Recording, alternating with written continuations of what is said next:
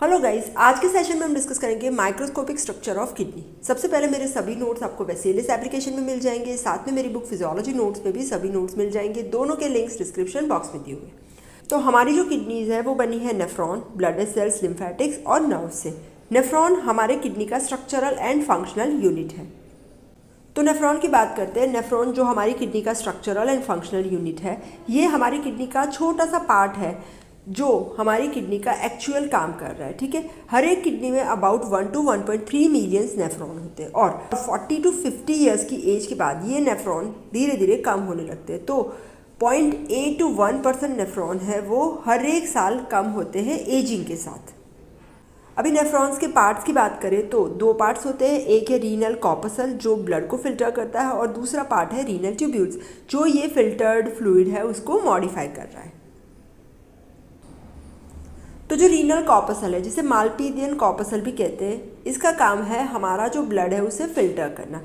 Filtration, glomerular filtration जो urine formation का हमारा फर्स्ट स्टेप है। रीनल कॉर्पसल के स्ट्रक्चर की बात करें तो रीनल कॉर्पसल में हमारा आता है ग्लोमेरुलस, यहाँ पे ये tuft of capillaries and Bowman's capsule, ये वाला है बाउमेंस कैप्सूल। तो ग्लोमेरुलस की बात करते हैं। यहाँ पे जो ग्लोमेरुलस है ये हमारा बंच या tuft of tiny blood capillaries है। ठीक है, यहाँ पे जो ब्लड एंटर हो रहा है वो आफ्रंट आर्टीरियोल से एंटर हो रहा है, जो एग्जिट हो रहा है वो ईफ्रंट आर्टीरियोल से एग्जिट हो रहा है। ठीक है, यहाँ पे दोनों आर्टीरियोल्स है। ठीक है, तो यहाँ पे जो फिल्ट्रेशन का प्रेशर है ना वो हाई रहेगा। ठीक है, और ईफ्रंट आर्टीरियोल्स है ना वो नैरो होती है, यहाँ पे देख सकते हैं, और आफ्रंट जो होती है ना वो वाइड होती है या ब्रॉड होती है। तो इसकी वजह से ये जो प्रेशर है ना वो हाईएस्ट रहेगा ग्लोमेरुलस के अंदर। ठीक है, अभी ग्लोमेरुलस के कैपिलरीज की बात करें तो जो ग्लोमेरुलस की कैपिलरीज है वो बनी है सिंगल लेयर ऑफ सेल से। ठीक है, और इसके अंदर छोटे छोटे पोर्स होते हैं जिसे कहते हैं फेनेस्ट्रा। और ये जो पोर्स है उसका फंक्शन क्या होता है, ये वाटर और स्मॉल सब्सटेंसेस को ईजिली पास होने देते हैं। ठीक है, तो हमारे रीनल कॉर्पसल में हमने ग्लोमेरुलस डिस्कस किया, ये वाला है ग्लोमेरुलस, आफ्रंट आर्टीरियोल, ईफ्रंट आर्टीरियोल। और दूसरा पार्ट होता है बाउमेंस कैप्सूल, ये जो है ना वो कप्स शेप का स्ट्रक्चर है जो ग्लोमेरुलस के बाहर के साइड होता है। ठीक है, इसके अंदर दो लेयर्स होते हैं। जो बाहर वाला होता है उसे कहते हैं पैराइटल लेयर, ये वाला आउटर, और अंदर वाला है ये वाला, इसे कहते हैं विसरल लेयर। और दोनों के बीच में जो जगह होती है ना, स्पेस, ये यहाँ पे, इसे कहते हैं हम बाउमेंस स्पेस, ये वाला। तो जो भी फिल्टर होके फ्लूइड आएगा तो यहाँ पे आएगा बाउमेंस स्पेस के अंदर। और ये जो विसरल लेयर के सेल्स होते हैं उन्हें कहते हैं पोडोसाइट्स। ये जो पोडोसाइट्स है उसके अंदर फूट लाइक प्रोसेसेस होते हैं जिसे पेडिकल्स भी कहते हैं, ये वाले पेडिकल्स होते हैं। ठीक है ना, और ये जो है वो स्मॉल गैप्स भी रहते हैं इन बिटवीन दिस पोडोसाइट्स। ये पोडोसाइट्स के बीच की जो जगह है यहाँ पे इसे कहते हैं स्लीट पोर्स। ठीक है, और ये जो स्लीट पोर्स है और पोडोसाइट्स है इसका काम क्या होता है, ये फिल्ट्रेशन में मदद करते हैं यहाँ से। ठीक है, तो ये हमारा फर्स्ट पार्ट हो गया मालपीडियन कॉर्पसल और रीनल कॉर्पसल, जिसमें आ रहा है glomerulus and Bowman's capsule. Second part है हमारा रीनल ट्यूब्यूल। तो ट्यूब्यूल के पार्ट्स में आएगा हमारा प्रॉक्सिमल कॉन्वोल्यूटेड ट्यूब्यूल यहाँ पे, फिर loop of Henle, distal convoluted tubule, collecting tubule and collecting duct. एक के बाद एक डिस्कस कर रहे हैं। तो प्रॉक्सिमल कॉन्वोल्यूटेड ट्यूब्यूल है ये वाला, ये स्टार्ट हो रहा है बाउमेंस कैप्सूल से, यहाँ पे ये वाला। ठीक है, उसकी जो लेंथ है याद रहे तो बढ़िया है 14 मिलीमीटर, डायमीटर है 55 माइक्रोन। और ये हमारे रीनल कॉर्टेक्स के अंदर होता है। देखो ये कॉर्टेक्स है, ये मेड्यूला का पार्ट है। ठीक है, और इसके अंदर होता है single layer of cuboid epithelial cells. ठीक है, और साथ साथ में ब्रश बॉर्डर होती है जो सरफेस एरिया बढ़ा रही है, जो कि एब्जॉर्प्शन के लिए इंपॉर्टेंट है। प्रॉक्सिमल कॉन्वोल्यूटेड ट्यूब्यूल के बाद का जो पार्ट है इसे कहते हैं लूप ऑफ हेनले। यहाँ पे ये पीसीटी हो गया हमारा। ठीक है, इसके बाद यहाँ से लूप ऑफ हेनले हो गई। ठीक है, ये जो लूप ऑफ हेनले है इसमें आएगा डिसेंडिंग एंड असेंडिंग लिम्ब। तो सबसे पहले डिसेंडिंग वाला थिक वाला होता है, थिक डिसेंडिंग, जिसकी लेंथ है 6 मिलीमीटर, डायमीटर है 55 माइक्रोन, और इसके अंदर भी ब्रश बॉर्डर के क्यूबॉइडल एपिथेलियल सेल्स होते हैं। नेक्स्ट पार्ट आएगा थिन डिसेंडिंग लिम्ब, फिर hairpin band and thin ascending limb. ठीक है, ये तीनों थिन होते हैं। ठीक है ना, तो टोटल मिला के इसकी लेंथ होगी 10 to 15 मिलीमीटर, और डायमीटर होगा क्योंकि थिन है तो 15 माइक्रोन। और ये बना है फ्लैटन एपिथेलियल सेल से, और इसके अंदर ब्रश बॉर्डर नहीं होते।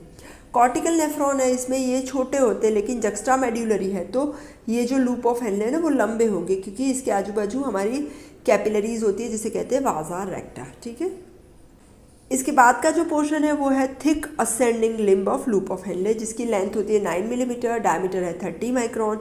ये भी बनाया है क्यूबॉइड एपिथेलियल सेल्स, इसमें ब्रश बॉर्डर नहीं होते, ठीक है। और इसके जो एंड के ऊपर एक छोटा सा पैच जैसा सेल का पार्ट होता है जिसे कहते हैं मैक्यूला डेंसा। हम मैक्यूला डेंसा जक्स्ट्राग्लोमेरुलर एपरेटस के साथ करेंगे, वो उसी का पार्ट होता है, ठीक है। नेक्स्ट आएगा डिस्टल कॉन्वोलेटेड ट्यूब्यूल। तो यहाँ इसके बाद ये डिस्टल कॉन्वोलेटेड मतलब ये थोड़ा सा कर्व्ड होता है, इसलिए कॉन्वोलेटेड बोलते हैं इसे, ठीक है। इसकी लेंथ है 14.5 to 15 millimetre, diameter 22 to 50 micron, और इसके अंदर भी क्यूबॉइडल एपिथेलियल सेल्स होते हैं, ठीक है। और इसके बाद ये जो डिस्टल कॉन्वोलेटेड ट्यूब्यूल है ये हमारे कनेक्टिंग ट्यूब्यूल के थ्रू कनेक्ट होता है कॉर्टिकल कलेक्टिंग ट्यूब्यूल के साथ। ये कलेक्टिंग ट्यूब्यूल है और ये कनेक्टिंग ट्यूब्यूल है, ठीक है। कनेक्टिंग का काम क्या है, यहाँ पे देखो, ये कलेक्टिंग है और ये कनेक्टिंग है। कनेक्टिंग क्या करेगा, कनेक्ट करेगा किसको, डिस्टल कॉन्वोलेटेड ट्यूब्यूल को कलेक्टिंग ट्यूब्यूल के साथ, ठीक है। और ये जो कलेक्टिंग ट्यूब्यूल्स है ये सब मिलके फिर बनाएंगे कलेक्टिंग डक्ट, ठीक है। डिस्टल कॉन्वोलेटेड ट्यूब्यूल हमारा, फिर कनेक्टिंग ट्यूब्यूल, फिर कलेक्टिंग ट्यूब्यूल जो कॉर्टेक्स में होगी उसे कहते हैं कॉर्टिकल कलेक्टिंग ट्यूब्यूल, मेड्यूला में है तो मेड्यूलरी कलेक्टिंग ट्यूब्यूल। ये जो कॉर्टिकल कलेक्टिंग ट्यूब्यूल्स हैं, फिर मेड्यूलरी कलेक्टिंग ट्यूब्यूल, और ये मेड्यूलरी कलेक्टिंग ट्यूब्यूल्स ओपन होगी कलेक्टिंग डक्ट के अंदर, ठीक है। और ये जो कलेक्टिंग डक्ट है 250 कलेक्टिंग डक्ट्स है वो सब यूनाइट हो करके ओपन करेगी पैपिला के अंदर, ठीक है। और ये जो पैपिला है वो ड्रेन करेगी माइनर कैलिक्स में, माइनर कैलिक्स पे ड्रेन करेंगे मेजर कैलिक्स के अंदर, ठीक है। तो ये जो कलेक्टिंग डक्ट है जो लास्ट वाला पार्ट है उसकी लेंथ होती है 22 मिलीमीटर और उसका डायमीटर है 40 to 200 माइक्रोन, और उसका एपिथेलियम है cuboidal epithelium without brush border, ठीक है। जो ये नेफ्रॉन है इसके भी दो टाइप्स है according to location of renal corpuscle. Renal corpuscle कहाँ पे है इसके ऊपर, अगर ये जो कॉर्पसल रीनल कॉर्पसल हमने बताया बाउमेंस कैप्सूल प्लस ग्लोमेरुलस, तो ये जो कॉर्पसल अगर कॉर्टेक्स में है तो वो नेफ्रॉन को कहते हैं कॉर्टिकल जो 85% होते हैं, और ये जो रीनल कॉर्पसल हमारे मेड्यूला के नज़दीक है तो वो नेफ्रॉन को कहेंगे जक्स्ट्रा मेड्यूलरी नेफ्रॉन जो है अबाउट 15%। तो ये हो गए हमारे कॉर्टिकल नेफ्रॉन जिसमें लूप ऑफ हेनले शॉर्ट है और जक्स्ट्रा मेड्यूलरी जिसमें लूप ऑफ हेनले लॉन्ग होते हैं, ठीक है। तो डिफरेंस कर लेते हैं कॉर्टिकल नेफ्रॉन और जक्स्ट्रा मेड्यूलरी नेफ्रॉन का। कॉर्टिकल नेफ्रॉन में कॉर्पसल है वो कॉर्टेक्स में होते हैं, जबकि जक्स्ट्रा मेड्यूलरी नेफ्रॉन में ये मेड्यूला के नियर होते हैं। कॉर्टिकल नेफ्रॉन है वो 85% होते हैं, जक्स्ट्रा मेड्यूलरी 15%। ग्लोमेरुलस का साइज़ है कॉर्टिकल नेफ्रॉन में स्मॉल है, जक्स्ट्रा मेड्यूलरी में लार्ज है। Loop of Henley cortical nephron में शॉर्ट होती है, जक्स्ट्रा मेड्यूलरी में लॉन्ग होती है। ब्लड सप्लाई कॉर्टिकल नेफ्रॉन की ब्लड सप्लाई है पेरिट्यूबुलर कैपिलरी और जक्स्ट्रा मेड्यूलरी नेफ्रॉन की है वाजा रेक्टा। कॉर्टिकल नेफ्रॉन का फंक्शन है urine formation, juxta medullary nephron का फंक्शन है कंसंट्रेशन ऑफ यूरिन। तो यहाँ पे आज हमने नेफ्रॉन का स्ट्रक्चर एंड फंक्शन डिस्कस किया। Thank you so much.